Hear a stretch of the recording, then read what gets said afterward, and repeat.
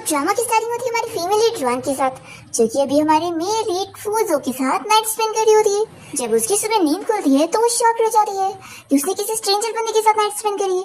वो तुरंत ही अपने कपड़े और जूते लेकर यहाँ से भाग जाती है और फिर वो अपनी मैनेजर से मिलती है। रुआन की मैनेजर से कहती है कि आज ही हम दोनों को वापस जाना था और ये तुमने क्या कर बैठी हो, और वैसे क्या तुम जानती हो कि वो है कौन? तो रुआन कहती है कि मैं तुमसे इतनी जल्दी में मिलने आ गई कि मैंने उसका चेहरा तक नहीं देखी। रुआन की मैनेजर पूछती है कि क्या वो बंदा जानता है कि तुम कौन हो? तो ये कहती है कि शायद वो भी नहीं जानता होगा क्योंकि शायद कल रात रूम में अंधेरा था और हम दोनों ने एक दूसरे को नहीं देखे होंगे। तो रुआन की मैनेजर कहती है कि फिर तो मुझे अब उस बंदे से मिलने जाना पड़ेगा और उससे बात करनी पड़ेगी कि वो इस बारे में लीक न कर दे, नहीं तो फिर तुम्हारा करियर बर्बाद हो जाएगा। ऐसा बोलकर मैनेजर यहाँ से चली जाती है और दूसरी ओर फूजो का असिस्टेंट उससे पूछ रहा होता है कि बॉस आप कहाँ पे है? तो ये बताता है कि मैं तो रूम में ही हूँ। तो फिर असिस्टेंट बताता है कि बॉस मैं तो पहले से रूम में आपका इंतजार कर रहा हूँ। तो फूजो शॉक होता है और वो रूम से बाहर निकल के रूम नंबर देखता है तो उसे याद आता है कि कल रात वो नशे में था और वो गलती से गलत रूम में आ गया। फिर इतने में असिस्टेंट उसके रूम से बाहर निकलता है और पूछता है कि बॉस आखिर आप बाजू वाले रूम से कैसे बाहर निकल रहे हैं, और आपको पता है आपके रूम में से मिस वे बाहर निकल के गई थी। फिर फूजो याद करने लगता है कि कल रात वो यहाँ अपनी बिजनेस डील साइन करने के लिए आया था मिस वे के साथ और उसने उसे ड्रिंक में लगता है ड्रग मिलाकर दे दी, ऐसा वो समझ जाता है और फिर अपने असिस्टेंट को ऑर्डर दे देता है कि उसे ढूंढो और उसे बैन कर दो। तभी रुआन की मैनेजर ही सुन लेती है और उसे लगता है कि वो रुआन को बैन करने की बात कर रहा है, इसलिए वो जल्दी से भाग जाती है और फूजो अपने असिस्टेंट को ये पता करने के लिए भी बोलता है कि इस रूम में कौन था पता करो। फिर इसके बाद हम देखते हैं कि असिस्टेंट यहाँ कार्ड लेकर आ जाता है फूजो को लेके जाने के लिए और वो उसे बताने लगता है कि बॉस मिस वे के डैड का कॉल आया था और वो हमें मना रहे थे कि हम उनके साथ इतने टाइम से बिजनेस कर रहे हैं तो इस गलती को माफ कर दे और उन्हें बैन ना करे। पर यहाँ फूजो तो नहीं मानता और कह देता है कि मैंने एक बार कह दिया ना। फिर तभी यहाँ रुआन भी होटल से बाहर निकल रही होती है और मैनेजर से बताती है कि मैं बाहर पहुंच गई हूँ। तो रुआन को लगता है कि ये उसकी मैनेजर की कार है तो वो जल्दी से यहाँ फूजो की कार में बैठ जाती है और उसे देखते के साथ ही पूछ लेती है कि तुम कौन हो और मेरी कार में क्या कर रहे हो? तो असिस्टेंट कहता है कि फिर से एक चालाक लड़की मिल गई। कल वाली लड़की बहाना कर रही थी कि वो गलत रूम में आ गई है और आज वाली बहाना कर रही है कि वो गलत कार में आ गई है। रुआन गुस्से में असिस्टेंट को चिल्लाती है कि तुम किसी चालाक लड़की कह रहे हो। तभी फूजो अपने असिस्टेंट को इशारा करता है और असिस्टेंट बाहर निकलकर रुआन को कार से बाहर निकालने की कोशिश करता है। वो नहीं मान रही होती है और वो यहाँ फूजो के ऊपर गलती से हाथ रख देती है तो फूजो को लगता है कि वो जानबूझ के उसे टच कर रही है। फिर वो उसका हाथ पकड़ के उसे दूर करने की कोशिश करता है तो तभी वो उसकी इयररिंग देख लेता है और उसे याद आ जाता है कि ये सेम इयररिंग उसे अपने रूम में दिखी थी। पर तभी इतने में यहाँ पर रुआन की मैनेजर आ जाती है और वो जल्दी से उसे फूजो की कार से बाहर निकाल लेती है और उसे सॉरी भी कह देती है और यहाँ रुआन को समझाती है कि देखो तुम उस जैसे पर्सन से दूर हो। और मन में सोचती है कि अच्छा हुआ उस मिस्टर फूजो ने रुआन को पहचाना नहीं, हम उससे जितना दूर रहेंगे उतना ही बेहतर रहेगा। रुआन तो ऐसी फूजो पर गुस्सा हो जाती है और कहती है कि उस जैसे रूड बनने से मैं दोबारा कभी मिलना भी नहीं चाहती हूँ। फिर यहाँ पर रुआन को किसी की कॉल आती है और वो अपनी मैनेजर को बताती है कि वो आज रात एक पार्टी के लिए जाने वाली है। फिर असिस्टेंट यहाँ फूजो को बताता है कि किसी ने होटल की सीसीटीवी फुटेज ही डिलीट कर दिया, इसलिए उस लड़की के बारे में पता नहीं चल रहा है कि उस रूम नंबर 888 में कौन थी। फिर फूजो अपने असिस्टेंट को इयररिंग देकर उसे उस लड़की के बारे में पता करने के लिए बोलता है और फिर इसके बाद फूजो अपने फ्रेंड शाओ के साथ एक पार्टी में आया होता है और यहाँ पर शाओ इससे पूछता है कि तू इतने सालों बाद अब्रॉड से वापस आ गए और फाइनली तूने अपने फैमिली बिजनेस को संभालना स्टार्ट कर दिया है, तो बता तू अपनी यंग फियांसी से कब शादी करने वाला है? फूजो उसे बकवास करने के लिए मना करता है तो शाओ कहता है कि अब तो इस बात को सीक्रेट नहीं रख सकता है। लास्ट टाइम जब मैं तेरे घर पे गया था तो मैंने तेरी ग्रैंडमा से सुन लिया था कि तेरी शादी रुआन के साथ फिक्स है और वैसे बाकी सभी को तो इस बारे में पता भी नहीं है। उन्हें तो लग रहा है कि बस रुआन की फैमिली और तेरी फैमिली के बीच में शादी फिक्स है।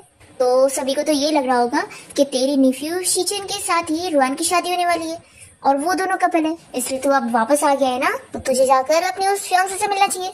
तो फूजो कहता है कि हिंदी शीचेन और रुआन वैसे भी सेम एज के तो वो दोनों एक दूसरे के लिए ज्यादा सही रहेंगे। तो इसका फ्रेंड कहता है कि माना तो एक ओल्ड मैन हो चुका है और अपनी 30s में, लेकिन 30s वाले मैन भी बहुत ही ज्यादा अच्छे होते हैं। तो फूजो यहाँ अपने फ्रेंड शाह को गुस्से में देखता है तो फिर वो चुप हो जाता है और फिर फूजो को यहाँ पर रुआन नजर आती है तो वो उसे तुरंत ही याद करने लगता है और सोचता है कि ये भी यहाँ पर आई है। रुआन अपनी फ्रेंड के साथ यहाँ पर बातें कर रही होती है तभी वो नोटिस कर लेती है कि उसने सिर्फ एक ही इयररिंग पहनी है। तो उसे कहती है कि तुम इतनी फेमस स्टार हो तो तुम्हें ऐसे एक इयररिंग नहीं पहनना चाहिए, नहीं तो लोग सोचेंगे कि तुम गरीब हो और मुझे पूरा यकीन है कि तुम एक दिन बहुत ही फेमस स्टार बनोगी। तभी यहाँ पर शीचन आ जाता है जो कि रुआन का एक्स बॉयफ्रेंड है और वो अपने साथ रुआन की स्टेप सिस्टर यू को भी लेकर आया होता है और ये दोनों मिलकर यहाँ पर रुआन को बातें सुनाते हुए उसका मजाक उड़ा रहे होते हैं और तभी रुआन शीचन से कह देती है कि तुम बोलो मत, कि सबसे पहले तुमने मुझे चेस करे थे। फिर शीचन भी याद करने लगता है कि कैसे उसने खुद ही रुआन को अपनी गर्लफ्रेंड बनाने के लिए प्रपोज करा था। फिर वो इस बारे में गिल्टी फील करने लगता है। रुआन की स्टेप सिस्टर यू ये देखकर सोचती है कि मैंने इतनी मुश्किलों से इसे फंसाई हूँ और मैं इसे अब इतनी आसानी से हाथ से जाने नहीं दे सकती। फिर ये खुद ही रुआन के पास जाकर कहने लगती है कि सिस्टर मुझे माफ कर दो, मैं तुम दोनों के बीच में नहीं आना चाहती थी। और फिर खुद ही गिरने का नाटक करके वो रुआन के ऊपर इल्जाम लगाती है, सिस्टर तुम मुझे ऐसे कैसे ढकेल सकती हो। फिर वो शीचन से बताने लगती है कि लगता है मेरी सिस्टर ने अभी तक मुझे माफ नहीं करी है। तो शीचन तो रुआन को चिल्लाने लगता है कि आखिर मुझे तुम जैसी लड़की से प्यार कैसे हुआ। तो ये सुनते के साथ ही रुआन की फ्रेंड को बहुत ही गुस्सा आती है और वो इसे चिल्लाने लगती है। और फिर शीचन रुआन की फ्रेंड से झगड़ा करने लग जाता है। तो रुआन गुस्से में उसके ऊपर ड्रिंक फेंकनी चाहती है, पर तभी वहाँ पर फूजो आ जाता है और ये ड्रिंक उसके ऊपर गिर जाती है। और ये देखकर शीचन गुस्से में रुआन के ऊपर हाथ उठाने जाता है, पर फूजो जल्दी से उसका हाथ पकड़ के रोक देता है। और फिर रुआन जल्दी से फूजो का कपड़ा साफ करने लगती है और उससे सॉरी कह रही होती है कि मैंने ये जानबूझ के नहीं की। तभी शीचन यहाँ फूजो को अंकल कहने लग जाता है। तो रुआन को पता लगता है कि अच्छा तो यही इसका अंकल है फूजो। फूजो को देखकर और भी लोग बातें कर रहे होते हैं कि यही मिस्टर फूजो है जो कि अब्रॉड से अभी जल्दी वापस आया है।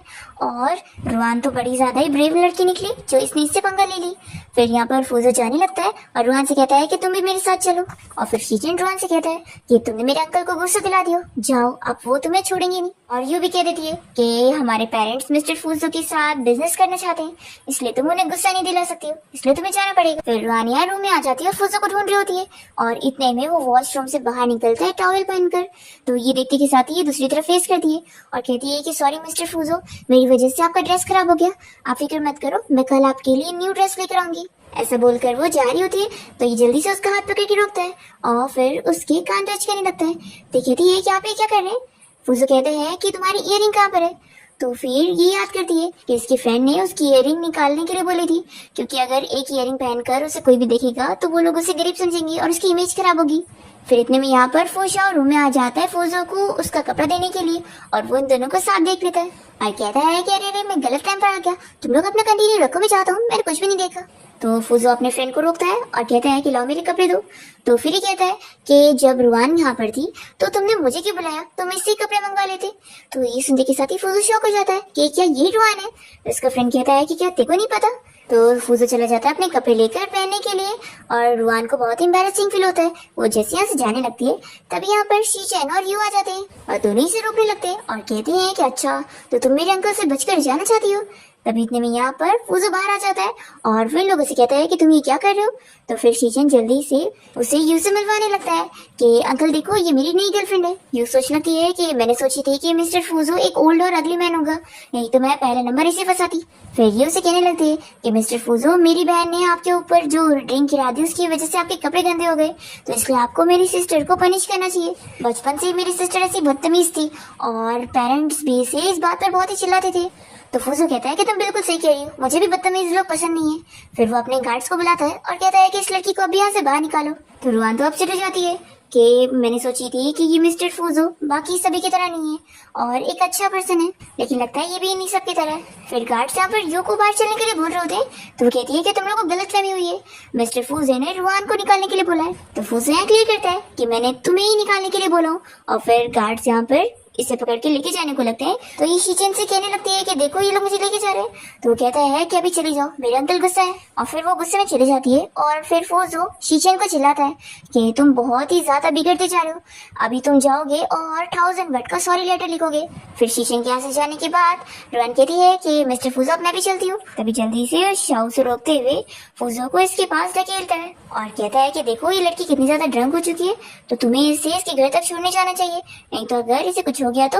रुआन कहती है कि नहीं इसकी जरूरत नहीं है, मैं खुद चली जाऊंगी।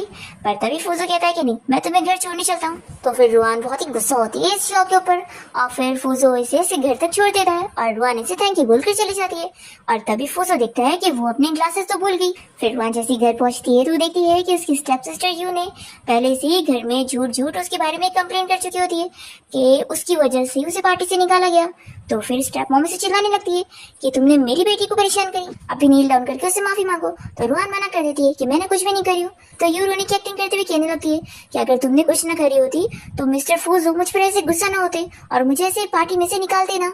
अब तुम्हारी वजह से अगर वो मुझे पसंद नहीं करेंगे तो वो मुझे फू फैमिली में शादी करनी नहीं देंगे। तो ये सुनते के साथ ही रुहान के डैड तो गुस्सा हो जाते हैं कि रुहान ने फूजो से पंगा ले लिए और उसके साथ तो ये लोग बिजनेस डील करने वाले और अब कैसे करेंगे, और उसके ऊपर हाथ उठाने जा रहे होते हैं। फिर तभी इतने में यहाँ पर फूजो आ जाता है और उनका हाथ पकड़ के रोक देता है। तो रुहान के डैड शॉक हो जाते हैं और पूछने लगते हैं कि मिस्टर फूजो आप यहाँ पर कैसे हैं। तो कहता है कि अगर मैं यहाँ पर नहीं आता तो मैं इतना अच्छा शो कैसे देखता। तो फिर रुहान के डैड तुरंत ही कहने लगते हैं कि ये सब हमारी बेटी रुहान की गलती है और हम तो बस यहाँ पर उसे एजुकेट कर रहे थे। और फिर स्टेपमॉम भी कहने लगती है कि हाँ, रुहान यू से बहुत ही जेलस है इसलिए वो उसके ऊपर झूठे इल्जाम लगा रही थी और जरूर रुहान ने आपको यू के बारे में कुछ कान भर दी होंगी और उसकी बुराई करी होंगी। फिर यू जल्दी से जाकर फूजो का हाथ पकड़ के कहने लगती है कि आप मेरी बात तो सुनो। तो ये इसे अपने आप को छुड़ाता है और कह देता है कि रुहान ने मुझे इसके बारे में कुछ नहीं बोली है, बल्कि मुझे खुद ही इस यू का बिहेवियर पसंद नहीं आया। फिर फूजो रुहान को उसका सनग्लासेस वापस करता है तो वो सोचती है कि ये इतना बुरा भी नहीं है। फूजो के जाने के बाद रुहान भी अपने डैड को गुस्से में देखकर घर से बाहर जाती है और जल्दी से फूजो के साथ उसकी कार में बैठ जाती है और कहने लगती है कि मिस्टर फूजो आपने मेरी फैमिली सिचुएशन देखी ही ना, मैं यहाँ पर कैसे रह सकती हूँ। ऐसा बोलकर वो रोने की एक्टिंग कर रही होती है। तो कहता है कि क्लियरली बोलो क्या चाहती हो। तो कहती है कि मिस्टर फूजो मैं चाहती हूँ कि आप मुझे एक होटल लेके चलो और वहाँ पर मुझे एक रूम दिला दो। ये सुनकर फूजो तो शॉक हो जाता है और रुहान बताने लगती है कि मेरे सारे पैसे और डॉक्यूमेंट मेरी मैनेजर के पास है, तो इसलिए अभी आप मेरी हेल्प कर दो और बाद में मैं अपनी मैनेजर से कांटेक्ट करूंगी तो फिर मैं आपको परेशान नहीं करूंगी। फूजो कहता है कि अच्छा तो तुम चाहती हो कि मैं तुम्हारे लिए एक होटल रूम बुक कर दूं। देखो अगली बार कुछ भी कहने से पहले अपना ब्रेन जरूर यूज कर लेना। फिर फूजो रुहान के साथ उसके होटल रूम में आ जाता है और पूछता है कि क्या मैं तुम्हारा वॉशरूम यूज कर सकता हूँ। तो वो कहती है कि ऑफ कोर्स। फिर वो जैसे वॉशरूम जाता है तभी मैनेजर यहाँ पर आती है और रुहान से कहती है कि फिर से तुम्हारे मॉम डैड ने तुम्हें घर से बाहर निकाल दिए। तो कहती है कि पूछो मत, मैं तुम्हें बाद में बताती हूँ। और फिर मैनेजर से आईडी वगैरह देने लगती है और पूछती है कि वैसे तुम्हारे पास तो आईडी नहीं थी तो तुमने यहाँ होटल रूम कैसे बुक करी। तो रुहान बताती है कि आज मैं जिस गलत कार में बैठ गई थी ना, उस कार के ओनर ने मेरी हेल्प किया और मेरे लिए रूम बुक करा। तो फिर मैनेजर शॉक होती है और कहती है कि मैंने बोली थी ना कि तुम मुझसे दूर रहो, तो तुम मुझसे कैसे मिल गई। तो रुहान अपसेट होकर कहती है कि तुम्हें क्या ही बताऊं, तुम्हें पता है वो शीचेन का अंकल है। तो ये सुनकर मैनेजर और शॉक हो जाती है। तो रुहान कहती है कि तुम इतना अपसेट मत हो, हाँ वो बाहर से बहुत ही कोल्ड दिखता है लेकिन वो इतना बुरा भी नहीं है, एक अच्छा बंदा है। फिर मैनेजर इसे सब बताने वाली होती है कि जिसके साथ उसने होटल रूम में नाइट स्पेंड करी थी वो कोई और नहीं बल्कि वही है। पर नाम बताने से पहले ही फूजे यहाँ बाहर आ जाता है तो ये जल्दी से खांसने की एक्टिंग करते हुए आगे का नहीं बोलती और फिर फूजे यहाँ से जाने लगता है। तो रुहान उसे थैंक यू बोलती है और फिर उसके साथ ही रुहान की मैनेजर उसे पूछ लगती है कि आखिर तुम दोनों का रिलेशन इतना क्लोज कैसे हो गया जो उसने तुम्हें होटल रूम बुक करने में हेल्प किया। सुबह तो वो तुम्हारे साथ इतना कोल्ड था ना, और उसने तो तुम्हें बहुत ही बदतमीजी से अपनी कार से भी बाहर निकाल दिया था। तो रुहान अपने मैनेजर को पूरी स्टोरी सुना देती है कि उन दोनों के बीच में क्या क्या हुआ और कैसे यहाँ तक बात पहुंची।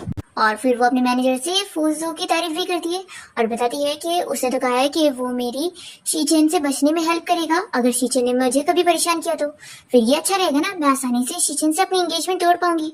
और मिस्टर फूजो का कल ही किसी लड़की के साथ पंगा हुआ था जिस वजह से वो आज मुझ पर गुस्सा निकाल रहे थे। मैनेजर कहती है कि अगर तुम मिस्टर फूजो से कहो कि वो लड़की उनके खिलाफ प्लानिंग नहीं कर रही थी तो क्या वो बिलीव करेंगे। तो कहती है कि नहीं, जितना मैंने मिस्टर फूजो को समझी हूँ वो बिलीव बिल्कुल नहीं करेंगे।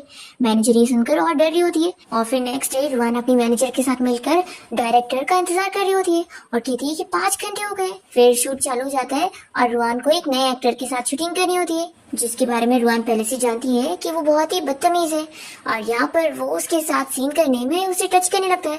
तो रुहान तुरंत ही आवाज उठाती है और डायरेक्टर से कहती है कि ये स्क्रिप्ट में नहीं था। तो फिर वो कहता है कि मेरी मर्जी है, मैं स्क्रिप्ट चेंज भी कर सकता हूँ। तभी यू डायरेक्टर से कहने लगती है कि इसे तो बिल्कुल एक्टिंग करना नहीं आ रहा है, आप कहो तो मैं कर देती हूँ। तो फिर डायरेक्टर भी रुहान को चिल्लाता है कि अगर तुम नहीं कर सकती हो तो तुम्हारी जगह तुम्हारी सिस्टर यू कर लेगी। तो रुहान कहते हैं कि ठीक है इसी से करवा लो और वो गुस्से में जाने लगती है। तो मैनेजर उसे रोकती है कि हम ऐसे पंगा नहीं ले सकते क्योंकि इसकी पेनल्टी हम लोग भर नहीं पाएंगे, इसलिए अपने काम को कंटिन्यू करो और इसे छोड़कर मत जाओ। तो फिर रुहान को मानना पड़ता है। तभी एक्टर हाँ कहने लगता है कि अच्छा वो मान गई। देखो अब हम लोग next scene direct bat scene करेंगे। रुहान ही सुनते के साथ उसे चिल्लाती है कि तुम लिमिट क्रॉस कर रहे हो। तो कहता है कि यहाँ पर मेरी मर्जी चलने वाली है। इतने में यहाँ पर फूजो आ जाता है अपने फ्रेंड शाओ को लेकर और शाओ को देखकर यहाँ पर लोग बातें करने लगते हैं कि वो तो कितना फेमस एक्टर है और वो कितना हैंडसम भी है। शाओ कहता है कि वैसे तो मेरे पास पहले से काम है और मैं बहुत ही बिजी हूँ, लेकिन ये रोल एक डोमिनेटिंग बॉस का है तो मुझे लगता है कि मेरा फ्रेंड फूजो ये रोल अच्छे से कर लेगा। तो ये सुनकर यूं तो जेलस हो जाती है कि आखिर ऐसे कैसे ये मिस्टर फूजो को सेड्यूस करेगी। फिर ये जल्दी से फूजो के पास जाकर कहने लगती है कि आपका टाइम तो बहुत ही प्रीशियस पास होगा ना, और आपके पास थोड़ी ना फालतू एक्टिंग करने का टाइम होगा। अब इतने में फूजो जल्दी से रुआन को अपने पास करता है और कहता है कि मैं एक्टिंग करूंगा। तो रुआन तो शॉक हो जाती है कि सच में मेरे साथ एक्टिंग करने के लिए तैयार है। और फिर फूजो तो स्क्रिप्ट देखने के बाद तुरंत ही कह देता है कि मुझे याद हो गई ये स्क्रिप्ट, और फिर वो रुआन के साथ शूटिंग स्टार्ट करता है। और इस सीन में रुआन को उसे थप्पड़ भी लगाना होता है। तो रुआन शॉक होती है कि वो इतनी अच्छी एक्टिंग कर रहा है कि उसने थप्पड़ भी अच्छे से खा लिया। फिर जैसे शूट कंप्लीट होता है तो सभी लोग तारीफ करने लगते हैं कि फूजो ने कितनी अच्छी एक्टिंग करा है। और फिर रुआनिया फूजो से कहती है कि सॉरी, मैंने तुम्हें जानबूझ के नहीं मारी थी, चलो मैं तुम्हें मेडिसिन लगा देती हूँ। और फिर वो उसे साथ में लेकर जाती है। और तभी यहाँ यू इन दोनों के रूम में जाने को लगती है तो जल्दी से शाह उसे रोक देता है और कहता है कि अच्छा होगा कि तुम उन दोनों को डिस्टर्ब ना करो। ऐसा बोलकर ये दरवाजा बंद कर देता है। फिर यू को तो बहुत ही गुस्सा आ रही होती है। और यहाँ पर हम देखते हैं कि रुआन फूजो को मेडिसिन लगाते हुए खुश हो रही होती है और सोच रही होती है कि मुझे पता नहीं था कि ये इतना ज्यादा अच्छा है, मुझे तो लगा था ये गुस्सा हो जाएगा, और वैसे ये बहुत ही गुड लुकिंग भी है। तभी फूजो को रुआन को देखते हुए उसी रात के बारे में याद आ रहा होता है और वो सोचते हैं कि ये लड़की हमेशा मुझे जानी पहचानी फीलिंग देती है। तभी फूजो का फ्रेंड शाओ चुपके से इन लोग का फोटोज ले रहा होता है और दोनों ही उसे देख लेते हैं। और फिर फूजो अपने फ्रेंड से फोन मांगकर फोटो देखने लगता है। तो फिर कहता है कि वो तेरी ग्रैंडमा तुझे मिस कर रही थी ना, तो वो तुझे देखना चाहती थी। तभी ग्रैंडमा का मैसेज आता है और वो शाओ को थैंक्स कर रही होती है कि उसने इन दोनों को मिलवा दिया। शाओ फूजो से कहने लगता है कि मैंने ग्रैंडमा को तुझे बेचा नहीं हूँ, आखिर तू मेरा फ्रेंड है, मैं उनसे पैसे थोड़ी ना लूंगा इस बात के। तभी ग्रैंडमा यहाँ इसे 3 मिलियन ट्रांसफर करती है और फूजो ये सब भी देख लेता है। और ग्रैंडमा मैसेज करती है कि तुम बहुत ही अच्छा काम कर रहे हो, आगे भी ऐसे करते रहना। फूजो शाओ से कहता है कि तू तो बहुत ही बड़ा धोखेबाज निकला। तो शाओ कहता है कि मैं कोई धोखेबाज नहीं हूँ, उल्टा तुम दोनों का मैच मेकर हूँ, और वैसे मैं तेरी ग्रैंडमा के ऑर्डर को कैसे मना करता। चलो तुम दोनों अपना कंटिन्यू रखो, मैं यहाँ से जाता हूँ। तो वो रुआनी से रोकती है और कहती है कि तुम लोगों ने आज मेरी इतनी बड़ी हेल्प करो तो मैं तुम लोग को डिनर पे इनवाइट करना चाहती हूँ। फूजो मना करने लगता है कि नहीं, इसकी जरूरत नहीं है। तो जल्दी से शाओ कहता है कि क्यों नहीं जरूरत है, मुझे तो बहुत भूख लगी है। फिर लोग रेस्टोरेंट पहुंचते हैं और शाओ यहाँ पर रुआन को इयररिंग्स देता है और बताता है कि ये तुम्हारी फ्रेंड ने मुझे तुम्हें देने के लिए बोली थी, कि उसे तुम्हारी इयररिंग की तरह दिखता हुआ सेम इयररिंग मिल गया तो उसने खरीद ली। रुआन बहुत ही खुश जाती है कि ये मेरी फेवरेट इयररिंग थी और मैंने गलती से एक अब्रॉड में घुमा दी थी। फूजो सुनकर शौक हो जाता है कि तुमने अपनी इयररिंग को अब्रॉड में घुमा दी थी। तो फिर शाह कहता है कि तू इतना शौक क्या हो रहा है, लड़कियों के लिए नॉर्मल है, ज्वेलरीज वगैरह इधर उधर कभी भूल जाती है। फिर लोग जब खाना ऑर्डर करने लगते हैं तो शाओ और रुआन वेट्रेस को कुछ चीजों के लिए मना कर रहे होते हैं कि जिससे उन्हें एलर्जी वो चीज ना लाई जाए, और तभी दोनों ही सेम टाइम पर सेम चीज के लिए मना करते हैं और कहने लगते हैं कि कितना बड़ा कोइंसिडेंस है। फिर इतने में रुआन को उसके डैड की कॉल आती है और वो इसे कोई होटल में आने के लिए बोल रहे होते हैं। तो रुआन को अपने डैड की बात माननी पड़ती है और वो लोग कुछ कहती है कि मुझे जरूरी काम है, ऐसा बोलकर वो चली जाती है। और शाओ यहाँ पे फूजो से कहता है कि जरूर उसके मॉम डैडी उसे परेशान कर रहे हैं। तो फूजो ये सुनते के साथ ही याद करता है कि लास्ट बारी कैसे उसके डैड उसके ऊपर हाथ उठाने जा रहे थे, तो ये तुरंत यहाँ से निकलता है। दूसरी तरफ रुआन जैसे यहाँ होटल पहुंचती है तो उसे पता लगता है कि उसके डैड ने यहाँ पर किसी मिस्टर जैंग को बुलाए होते हैं और उसकी कंपनी के साथ कॉन्ट्रैक्ट करने के लिए उन्होंने उसे रुआन को देने का प्रॉमिस करे होते हैं। रुआन साफ मना कर देती है कि वो किसी मिस्टर जैंग से शादी नहीं करेगी और वो जाने लगती है। तो भी ये लोग इसे बहाने से रोकते हैं और इसे ड्रिंक पिला देते हैं, जिसके बाद रुआन को नशा चढ़ जाता है और फिर ये मिस्टर जैंग तो रुआन के पीछे पड़ जाता है। पर तभी फूजो यहाँ पर आकर इस बंदे को मारता है और रुआन को बचा के रूम में लेकर जाता है। रुआन तो इतने नशे में होती है कि वो फूजो से कहने लगती है कि तुम मुझे छोड़कर कहीं मत जाओ और प्लीज मुझे बचा लो। तो ये इसे कहता है कि होश में आओ, मैं अभी डॉक्टर को लेकर आता हूँ, पर रुआन नहीं मान रही होती है और वो उसे किस करने लग जाती है। तो फिर ये जल्दी से इसे दूर करता है और अपनी टाई निकालकर इसका हाथ बांध देता है। और दूसरी तरफ रुआन के डैड यहाँ पर खुश हो रहे होते हैं कि अब उन लोगों ने रुआन को मिस्टर जैंग को दे दिए तो अब इन्हें अच्छे खासे पैसे मिलेंगे। पर तभी मिस्टर जैंग आकर इन लोग को चिल्लाता है कि रुआन तो उनसे पीछे छुड़ाकर भाग गई और फिर वो कह रहा है कि तुम्हारी दूसरी बेटी भी तो है, मैं इसे अपने साथ लेकर जाता हूँ। फिर नेक्स्ट मॉर्निंग जैसे रुआन की नींद खुलती है तो वो चिल्लाने लगती है कि तुम कौन हो और तुमने मुझे यहाँ पर बांध के क्यों रखा है। और फिर वो देखती है कि तो फूजो है। फिर वो उसे कहने लगती है कि तुम मेरा फायदा उठाने की कोशिश कर रहे थे। तो फिर ये इसे बताता है कि फायदा मैं नहीं बल्कि तुम मेरा उठा रही थी और तुम भूल कैसे सकती हो, कल तुमने एक तो मेरे कपड़े भी फाड़ दी और मुझे फोर्सली किस भी करी, और तुम मुझसे डरो मत, अगर मुझे तुम्हारा फायदा उठाना होता ना तो मुझे आज के दिन का इंतजार करने की जरूरत नहीं थी। तो ये कहती है कि फिर तो तुम सच में बहुत ही अच्छी पर्सन हो और इसे थैंक यू बोलकर जल्दी से यहाँ से भाग जाती है और ये कहता है कि मैं कोई इतना भी अच्छा नहीं हूँ। फिर रुआन जब बाहर होती है तो उसके डैड उसे कॉल करके उसे कह देते हैं कि तुम मिस्टर जैंग को सॉरी बोलो। तो ये मना कर देती है कि मैं नहीं बोलने वाली हूँ। तो फिर उसके डैड बताते हैं कि अभी उनकी कंपनी की सिचुएशन अच्छी नहीं चल रही है और उन्हें 80 मिलियन की जरूरत है, और अगर वो नहीं सॉरी बोलेगी तो फिर वो पैसे उसे भरने पड़ेंगे, क्योंकि उन्होंने उसे इतने साल से पाले हैं तो उसके ऊपर पैसे खर्च करें। रुआन कहती है कि पहली बात तो ये कि मैंने आपको पहले ही बहुत पैसे दे चुकी हूँ, लेकिन चलो 80 मिलियन की बात है ना, मैं आपको दे दूंगी। और फिर रुआन अपनी मैनेजर को कॉल लगा के उससे पूछती है कि क्या मेरे लिए कोई नया काम आया है, तुम मेरे लिए ज्यादा काम ढूंढने में हेल्प करो। तो फिर मैनेजर बताती है कि एक वैरायटी शो का ऑफर आया है और ये फू ग्रुप कंपनी में रिकॉर्ड होगा और उस शो में फूजो भी रहेगा, तो क्या तुम इस बारे में सोचना चाहती हो कि तुम्हें मना करना है। तो रुआन कहती है कि नहीं, मैं इस काम के लिए रेडी हूँ। फिर हम देखते हैं यहाँ पर फूजो का असिस्टेंट आकर उसे इस बारे में बता देता है कि कल से कंपनी के आर्टिस्ट यहाँ पर शो के लिए आने वाले हैं, तो क्या वो हैंडल करना चाहता है कि कौन से आर्टिस्ट कौन से डिपार्टमेंट में रहेंगे, या फिर पहले से जो डिसाइड हो गया उसी में रहने देंगे। तो ये कहता है कि रुआन कौन से डिपार्टमेंट में, तो असिस्टेंट बताता है कि डिजाइन डिपार्टमेंट में। फूजो कह देता है कि ठीक है, फिर उसे मेरी सेक्रेटरी बना दो। फिर असिस्टेंट शॉक होता है और कहता है कि बॉस ठीक है, मैं समझ गया। और फिर रुआन जब यहाँ कंपनी में आती है तो असिस्टेंट उसे उसका काम वगैरह बता देता है। तो रुआन पूछती है कि मेरा वैसे काम क्या होगा, तो ये बताता है कि आप प्रेसिडेंट की सेक्रेटरी होंगी। फिर यू भी यहाँ पर इस कंपनी में काम करने आई होती है और वो रुआन को देखकर पूछती है कि तुम क्या करने आई हो। तो असिस्टेंट बताने लगता है कि मिस रुआन यहाँ पर अपने वैरायटी शो के लिए आई है और वो प्रेसिडेंट की सेक्रेटरी है। तो इस सुनते के साथ ही यू गुस्सा होने लगती है कि सेक्रेटरी मुझे बनना था। तो असिस्टेंट कहता है कि ये प्रेसिडेंट ने खुद डिसाइड करे। तो फिर ये कहती है कि ठीक है, मैं खुद जाकर प्रेसिडेंट से बात कर लेती हूँ। तो असिस्टेंट मना कर देता है कि प्रेसिडेंट को कोई भी आउटसाइडर अपने ऑफिस में पसंद नहीं है। और फिर वो ये फाइल रुआन को देता है और कहता है कि तुम जाकर बॉस को दे दो। तो रुआन कहते है कि नहीं, मेरी सिस्टर यू चली जाएगी, और मन में सोचती है कि मुझे उससे अभी इतनी जल्दी नहीं मिलना है, कल ही इससे मुझे बहुत ही एम्बैरेसिंग फील हो रहा है। तो फिर असिस्टेंट कहता है कि ठीक है, फिर मैं जाकर बॉस को ये फाइल दे देता हूँ, और वो चला जाता है। और फिर यू रुआन से कहने लगती है कि तुमने जानबूझ के मेरी बेइज्जती करी हो ना। तो रुआन कहती है कि मैं तुम्हारी तरह नहीं हूँ जो ये सारी हरकतें करूंगी, और फिर वो अपना काम करने बैठ जाती है। और यू को इस पर गुस्सा आ रही होती है कि मुझे आए हुए यहाँ पर इतने दिन हो गए, पर प्रेसिडेंट ने मुझे अपनी सेक्रेटरी नहीं बनाया और ये आज ही आई है और इसे इतनी जल्दी ये मौका मिल गया। फिर यू रुआन को सबक सिखाने के लिए उसके पास एक कॉन्ट्रैक्ट लेकर आती है और उसे बताती है कि ये प्रोजेक्ट के पेपर्स हैं जो कि अब तुम इनकी इंचार्ज हो तो तुम्हें साइन करना पड़ेगा।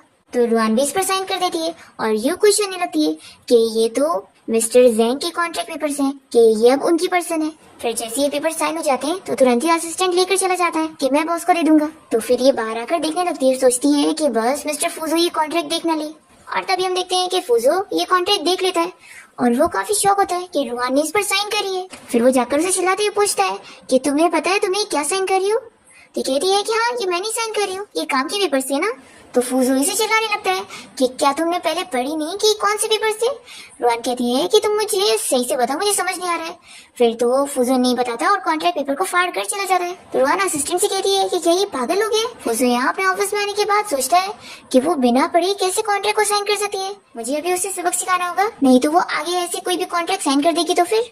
और फिर फूजो रुआन को कॉल करके उसे अपने लिए कॉफी लाने के लिए बोलता है। फिर जब वो कॉफी लेकर आती है तो उसमें वो कमियां निकालता है, फिर वो वापस लेकर आती है तो वापस कमी निकालता है। ऐसे ही 3-4 चक्कर वो उसे लगा देता है और रुआन फिर बहुत ही गुस्सा हो जाती है और असिस्टेंट से कहती है कि अब तुम ही उसे कॉफी देकर आओ। फिर रुआन को तो उस पर बहुत ही गुस्सा आ रहा होता है, पर फिर ये कैमरामैन को देखकर अच्छे से काम करने की एक्टिंग करने लगती है। और फिर उसके बाद फूजो यहाँ रुआन के पास बहुत सारी फाइल्स लेकर पहुंच जाता है और उसे सारा काम कंप्लीट करने बोलता है। फिर रुआन को ना चाहते हुए भी काम करने के लिए मानना पड़ता है और फिर वो सब कंप्लीट कर देती है। तभी यहाँ पर फूजो रुआन का काम देखने आया होता है और तभी एक्सीडेंटली इन लोगों की किस हो जाती है। तो असिस्टेंट भी देखकर शॉक रह जाता है और कैमरामैन को कहता है कि ये सब मत शूट करो। फिर रुआन जल्दी से अपना मुंह साफ करने लगती है। तो फिर फूजो कहता है कि क्या तुम मुझे बिल्कुल नापसंद करती हो जो ऐसा कर रही हो, क्या तुम भूल गई ये पिछली बार तो तुमने मुझे बाइट करी थी। तो फिर ये जल्दी से चुप करती है और असिस्टेंट तो खुश होने लगता है कि मेरी बॉस लेडी तो बहुत ही कमाल की है। फिर असिस्टेंट को एक काम का बहाना करके सभी एम्प्लॉइज को यहाँ से बाहर लेकर जाता है और फिर फूजो रुआन को एक और काम दे रहा होता है और कहता है कि क्या तुम्हें कंपनी के कुछ भी काम करने नहीं आते। तो फिर ये चिल्लाने लगती है कि हाँ, मुझे कुछ भी नहीं आता है और मेरे डैड ने बस मुझे एक टूल बना के रखा हुआ है और अब तुम ये जानकर खुश होंगे ना। तो ये इसे जल्दी से रोकता है। तो रुआन कहती है कि तुम मुझे जानबूझ के परेशान करने के लिए सब कह रहे हो ना, और फिर ये इसे पीछे छुड़ाने के लिए इसके हाथ पर अपने दांत से काटती है। तभी रुआन के मैनेजर यहाँ पर पहुंच जाती है और वो ये देख के डरने लगती है और रुआन से कहती है कि अभी इसे छोड़ दो और इसे माफी मांगो। पर रुआन नहीं मान रही होती है और वो फूजो को और चिल्ला रही होती है। तो फूजो इसे बताता है कि मैंने तुम्हें बार बार कॉफी बनाने के लिए बोला और तुम्हें इतनी सारी फाइल्स के काम दिया, तो तुम्हें ये लग रहा है कि मैंने तुम्हें बहुत परेशान किया। लेकिन जो तुमने कॉन्ट्रैक्ट साइन करी थी उसकी वजह से तुम और प्रॉब्लम में फंस जाती। तो कहती है कि तुम्हारे कहने का क्या मतलब है। तो फिर ये इसे कॉन्ट्रैक्ट के बारे में बता देता है जिस पर उसने साइन करी थी। तो वो डस्टबिन में से वो पेपर्स उठाती है और पढ़ लेती है कि ये कॉन्ट्रैक्ट था कि वो मिस्टर जैन के लिए काम करेगी। रुआनी से चिल्लाने लगती है कि अच्छा, तो सिर्फ इस रीजन की वजह से तुमने मुझे इतना परेशान करे। फूजो से सॉरी कहता है कि मैंने तुम्हें गलत समझा था, पर रुआन इसकी सॉरी नहीं लेती और अपने मैनेजर के साथ यहाँ से चली जाती है। फिर फूजो अपने असिस्टेंट को रुआन के पीछे जाने के लिए बोलता है उसकी सेफ्टी के लिए, और फिर असिस्टेंट वापस आने के बाद फूजो को बता देता है कि रुआन सेफली होटल में पहुंच चुकी है और वो उसका रूम कार्ड भी इसे देने लगता है और कहता है कि बॉस, अपनी गर्लफ्रेंड को ऐसे नहीं छोड़ना चाहिए, जब भी वो गुस्सा हो जाया करे तो उसे और मनाना चाहिए। फूजो कहता है कि मेरा और उसका रिलेशन ऐसा नहीं है और वो फिर भी इसे काट ले लेता है। तो स्ट्रिंग सोचता है कि सच में बॉस मुंह पे कुछ और बोलते हैं और कुछ और करते हैं। फिर नेक्स्ट मॉर्निंग फूजो होटल के बाहर जाकर रुआन को पिक करने जाता है। रुआन इसकी कार में बैठना ही नहीं चाह रही होती है, तो उसकी मैनेजर कहती है कि फालतू में मिस्टर फूजो से पंगा मत लो, और वो उसके साथ कार में बैठ जाती है। पर कंपनी पहुंचने के बाद रुआन फूजो से कह देती है कि यहाँ पर तुम मुझसे डिस्टेंस मेंटेन करके रखना, नहीं तो एम्प्लॉइज को गलतफहमी हो जाएगी। और फिर जब वो अपना काम में बिजी होती है तो फूजो उसे फिर से अपने ऑफिस में बुलाता है कुछ बात करने के लिए और उसे कहता है कि चलो मैं तुम्हें कंप्यूटर चलाना सिखाता हूँ। और फिर फूजो जब यहाँ रुआन का हाथ पकड़ के उसे सिखा रहा होता है, तभी इतने में यहाँ पर शिचिन की आने की आवाज आती है। तो रुआन जल्दी से टेबल के नीचे छुप जाती है और फिर फूजो अपने नीफ्यू को यहाँ से भेज देता है और उसे बिल्कुल भी टेबल के नीचे रुआन को देखने नहीं देता है। फिर इसके जाने के बाद रुआन उठ जाती है और तभी फिर से यहाँ पर किसी के आने की आवाज आती है, तो वो फिर से छुप जाती है और यहाँ पर कोई और नहीं बल्कि रुआन के मैनेजर आई होती है। तो रुआन जल्दी से उठ जाती है और बहाना करती है कि नीचे कुछ गिर गया था तो मैं उठाने गई थी। तो मैनेजर पूछती है कि ऐसा क्या गिरा था। तो जल्दी से फूजो रुआन का बहाने में साथ देता है और कहता है कि तुम अपनी इयररिंग्स ढूंढ रही थी ना, ये लो। फिर रुआन इसे खोलने वाली होती है तो मैनेजर जल्दी से उसे रोक देती है और उसे अपने साथ बाहर लेकर जाती है और पूछती है कि क्या तुम दोनों के बीच में कुछ चल रहा है जो तुमने मुझे नहीं बताई हो। रुआन कहती है कि नहीं, ऐसी बात नहीं है। ऑफिस के बाद रुआन अपनी मैनेजर के साथ किसी इन्वेस्टर से मिलने के लिए डिनर पार्टी के लिए गई होती है और तभी से यहाँ पर वॉमिटिंग जैसा होने लगता है। तो मैनेजर तो शॉक हो जाती है और रुआन से कहती है कि कहीं तुम प्रेग्नेंट तो नहीं हो गई हो। तभी हम देखते हैं कि बाहर से फूजो जा रहा होता है और वो ये सुन लेता है और जल्दी से रुआन को बात करने के लिए बाहर लेकर आता है और पूछता है कि क्या वो सच में प्रेग्नेंट है। तो रुआन कहती है कि पहली बात तो ये कि मेरे पर्सनल मैटर में पूछने वाले तुम होते कौन हो, और दूसरा ये कि अगर ऐसा है भी तो तुम्हारा इससे क्या लेना देना है। तो फिर ये कहता है कि मैं बस इसलिए कह रहा था कि कहीं तुम मुझे स्कैम ना कर रही हो। फिर नेक्स्ट डे रुआन कंपनी में होती है और तभी एक एम्प्लॉय उसे यूएसबी ड्राइव को प्रोजेक्ट के इंचार्ज को देने के लिए बोलती है। तो फिर जैसे यहाँ से रुआन जाने लगती है तो जानबूझ के इसकी स्टेप सिस्टर बीच में पैर करके इसे गिरा देती है और फिर जब रुआन उसे चिल्लाने लगती है तो फिर वो मासूम बनी की एक्टिंग करती है कि उससे तो कुछ कर ही नहीं। फिर सभी एम्प्लॉयज तो रुआन के बारे में बातें करने लगते हैं कि वो गलत है और फिर शिनचैन भी यहाँ पर आकर रुआन को ही ब्लेम कर रहा होता है और वो यू की साइड होता है। पर तभी यहाँ पर फूजो आ जाता है रुआन को इनोसेंट प्रूफ करने के लिए और वो इन लोगों को सीसीटीवी दिखा देता है कि कैसे यू ने खुद बीच में पैर करके से गिराई थी। फिर सभी लोग ये जानने के बाद रुआन पर यकीन करते हैं और यू के बारे में बातें करने लगते हैं कि वो कितनी ज्यादा झूठी लड़की है। फिर रुआन के पेट में दुखने लगता है तो फूजो उसे तुरंत ही उठा के लेकर जाता है और उससे अपने पर्सनल डॉक्टर से चेकअप करवाता है। वह यहाँ पर जैसे ही डॉक्टर रुआन का पल्स चेक करने वाला होता है तभी वो मना कर देती है कि आप, मेरा पेट नहीं दुख रहा है, मैं बिल्कुल ठीक हूँ। और फिर वो फूजो के साथ वापस से ऑफिस आ जाती है और उसके बाद फूजो रुआन को लेकर अपने किसी क्लाइंट से मिलने गया होता है और उसे बताता है कि मिस्टर जियांग ये मेरी सेक्रेटरी है। फिर ये जियांग तो रुआन को दिखते के साथ ही पीनट्स वाली डिश को मना करने के लिए बोलता है और फूजो को थैंक्स कहने लगता है कि आपकी वजह से मैं रुआन को मिल पाया। तो फिर फूजो शौक होता है कि क्या तुम दोनों एक दूसरे को जानते हो। तो जियांग बताता है कि हाँ, हम दोनों स्कूल क्लासमेट्स थे, हाई स्कूल क्लासमेट थे और कॉलेज क्लासमेट भी, पर फिर मैं अब्रॉड चला गया था तो हम दोनों कांटेक्ट में नहीं थे और आपकी वजह से तो हम लोग मिल गए। फिर रुआन से बात करने लगती है और कहती है कि जब से तुम अब्रॉड चले गए थे तो मैंने तुम्हें बहुत मिस की थी। फिर इन दोनों की बातें होते देख कर फूजो तो जेलस हो रहा होता है और जियांग यहाँ पर रुआन को गेम खेलने के लिए इनवाइट करता है और फिर जब जियांग यहाँ रुआन को खुद ही गेम सिखा रहा होता है तो फूजो कोई बहाना करके जियांग को यहाँ से कोई काम के लिए भेज देता है और वो खुद ही रुआन को सिखाने लगता है। तो वो कहती है कि लगता है तुम जेलस हो रहे थे। वो डायरेक्टली फूजो से पूछ लेती है कि क्या तुम मुझे लाइक करते हो। फिर वो सीरियस मोड में आ जाता है, ये कहती है कि कोई बात नहीं, मैं मजाक कर रही थी। पर तभी यहाँ पर वो अपना लव कन्फेस कर देता है कि हाँ, मैं तुम्हें बहुत लाइक करता हूँ और फिर से किस कर लेता है और पूछता है कि क्या तुम भी मुझे लाइक करती हो। तो रुआन कहती है कि हाँ, शायद मैं भी करती हूँ।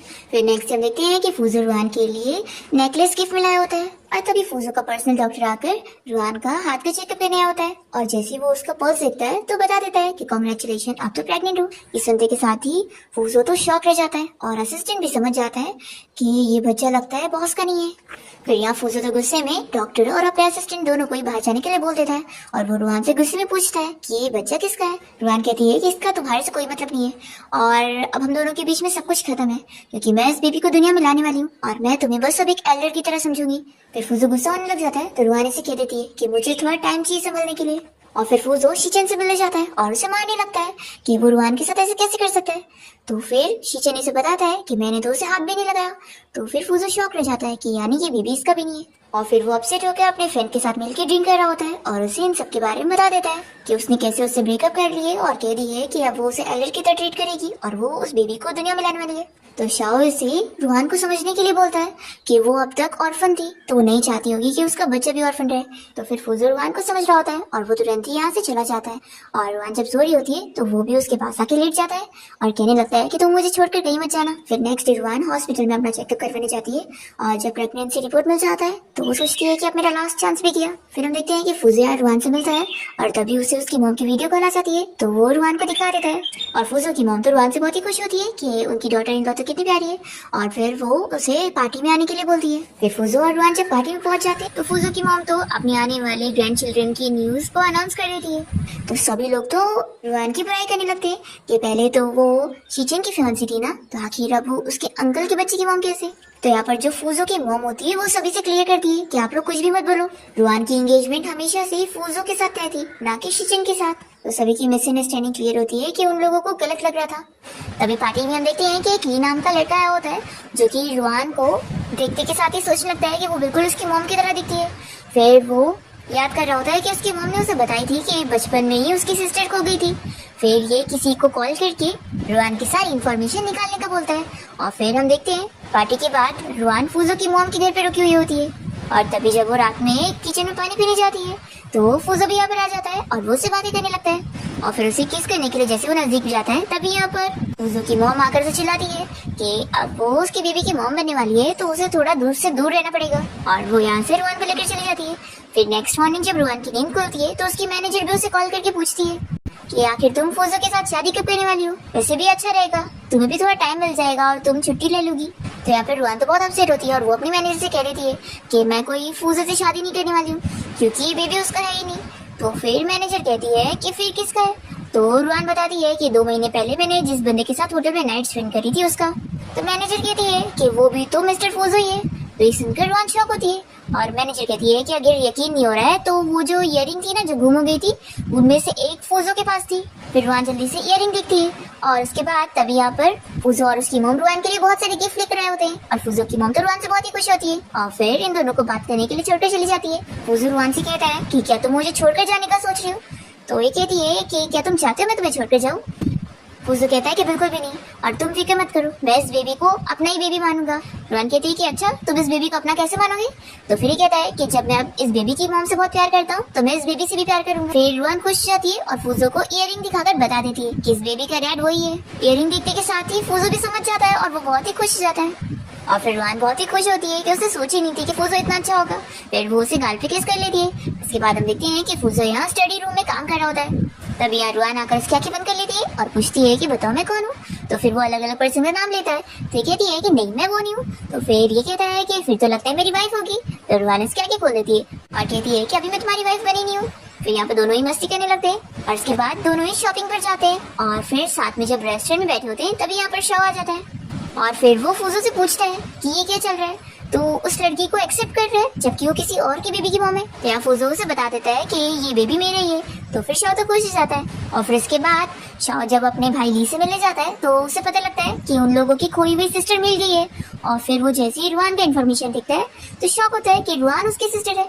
ली कहता है कि लेकिन हम अपनी बहन को ऐसे नहीं ला सकते क्योंकि वो किसी पावरफुल बंदे के साथ है जो इतनी आसानी से उसे छोड़ेगा नहीं। तो शाओ अपने भाई ली को समझाता है कि फूजो तो असल में उन लोगों की सिस्टर रुआन को बहुत पसंद करता है और वो उसका ख्याल रखेगा। अब यहाँ पर हम शीचिन को देखते हैं जो कि अब बहुत ही अपसेट हो जाता है कि अब रुआन की शादी उसके साथ नहीं बल्कि उसके अंकल के साथ हो रही है और वो उसकी आंटी बनने जा रही है। तो इस वजह से वो बहुत ही अपसेट होकर ड्रिंक कर लेता है और रुआन की स्टेप सिस्टर यू के साथ भी ब्रेकअप कर लेता है और वो सिर्फ रुआन को याद कर रहा होता है। फिर रुआन अपनी मैनेजर के साथ होती है और तभी यहाँ पे रुआन से मिलने के लिए उसके दोनों भाई ली और शाओ आए होते हैं और वो लोग उसे बता देते हैं कि वो लोग उसके रियल के भाई है और उन लोगों के पास डीएनए टेस्ट रिजल्ट भी है। रुआन काफी शॉक होती है तो शाओ कहता है कि याद करो कि हमारी कितनी सारी सिमिलैरिटीज हैं। तो रुआन याद करती है कि रेस्टोरेंट में भी वो दोनों सेम चीज के लिए मना कर देते हैं कि उन्हें खाने में क्या पसंद नहीं है और किस चीज से एलर्जी है। रुआन का बड़ा भाई ली उसे बताता है कि वो लोग कितने टाइम से उसे ढूंढ रहे थे और फाइनली जब वो उन्हें मिल गई तो वो लोग बहुत ज्यादा खुश हैं और वो लोग रुआन को बताते हैं कि जब उन लोगों की मॉम यंग थी तो वो बिल्कुल उसी की तरह दिखती थी। रुआन तो इन दोनों से मिलकर बहुत ही खुश होती है और इसके बाद हम देखते हैं कि फूजो यहाँ अपने किसी फ्रेंड से मिलने गया होता है जो कि अब्रॉड से वापस आई होती है और वो तो उसकी शादी के लिए उसे कॉन्ग्रेचुलेट करी होती है और ये लोग बहुत ही अच्छे फ्रेंड होते हैं। पर तभी कोई रिपोर्टर इन लोग की फोटो लीक कर देता है और इन लोग के बारे में रूमर बना देता है। रुआन भी फोटो देख लेती है पर फूजो इसे